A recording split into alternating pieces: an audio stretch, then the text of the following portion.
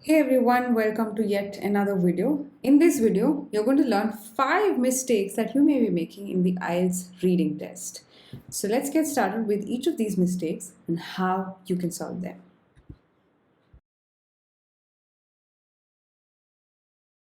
First and the foremost mistake that you may be making is inefficient skimming of the passage. Now, when this happens, look at the amount of problems that you can land into. One, you can't locate your answers. You look at a question, but you just can't understand where it's located. Two, you can't understand the gist of the passage or the sentences written there, and hence it becomes hard for you to pick up missing pieces, especially for multiple choice or fill ups or even true false not given. It becomes hard for you to understand and connect with the sentences present in the passage. And three, time. You just lose a lot of time because you don't skim your passage well. If you don't connect, these are issues that happen with inadequate skimming or improper skimming. And to get this right, you need to just be doing that as practice every single day. You can start out with newspaper articles.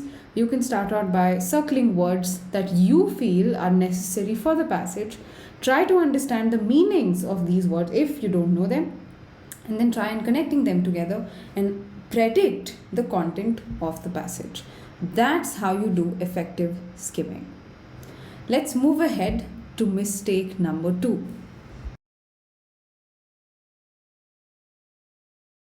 So, your second mistake is not understanding vocabulary. And this does not mean that you should know every single word and every single sentence and where it's leading to in the passage. I'm not saying that. It's just that when you are reading a question, you should be able to understand it completely. When you're picking a title for your paragraph in the Match the Heading section, you should be able to understand the title completely and be very conscious about choosing the right one. And also, let's say you are doing true false not given, you're comparing two pieces of information, you should understand these two portions correctly. So it's not all about just learning the different words and trying to, connect the dots and skim. It's also about understanding the vocabulary when the time comes. And this, for some people, can take time or it just does not happen.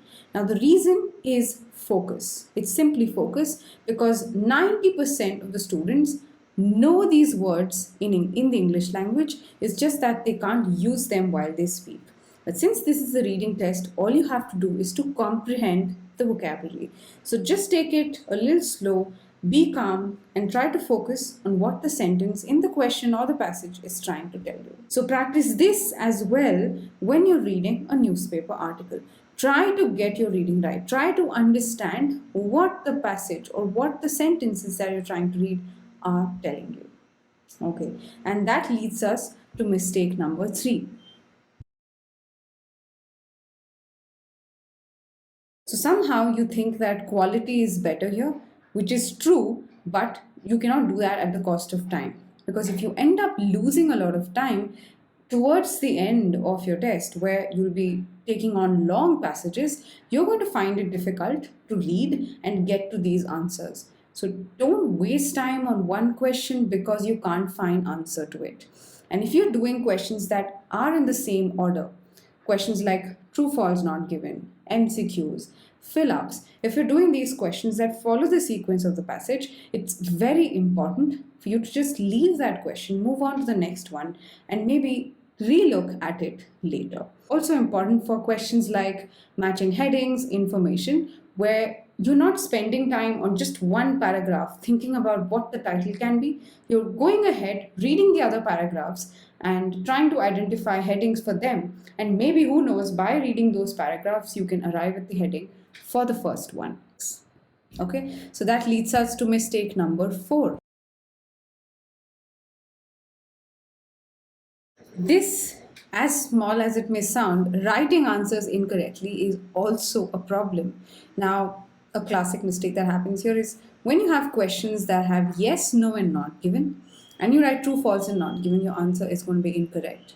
When you are supposed to fill in the blank with a verb, but you fill in the blank with a noun, it's a problem again.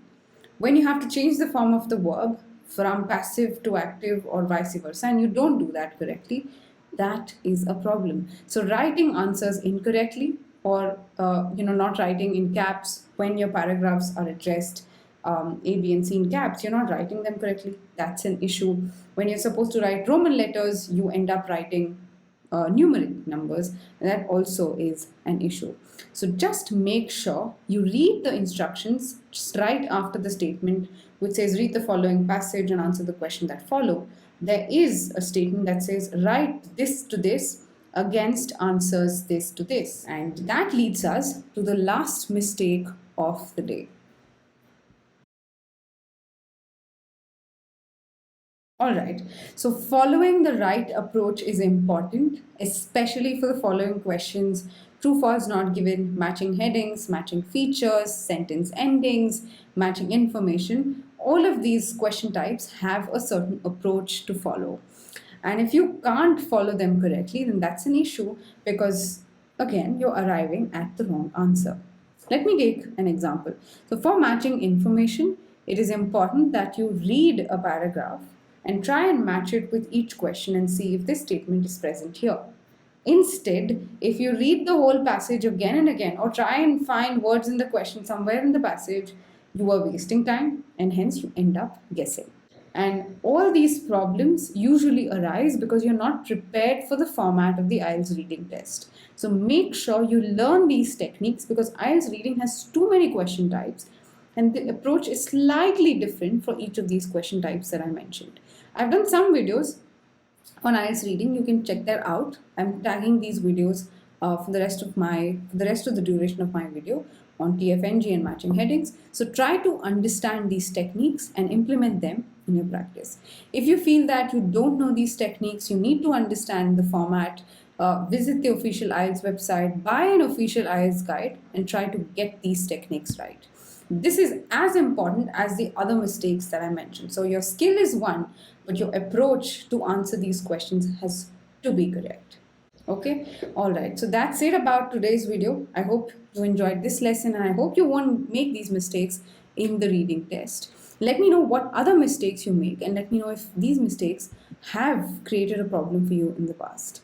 And if you want to be coached by me on the reading section and also on the other sections, you can reach out to me through an admissions form and we'll reach out to you and explain the coaching program. If you want to attend a reading masterclass and want to receive updates about the next class that's happening, join my free WhatsApp group and you'll receive alerts there. So I'll see you guys in the next video. Until then, take care, keep practicing.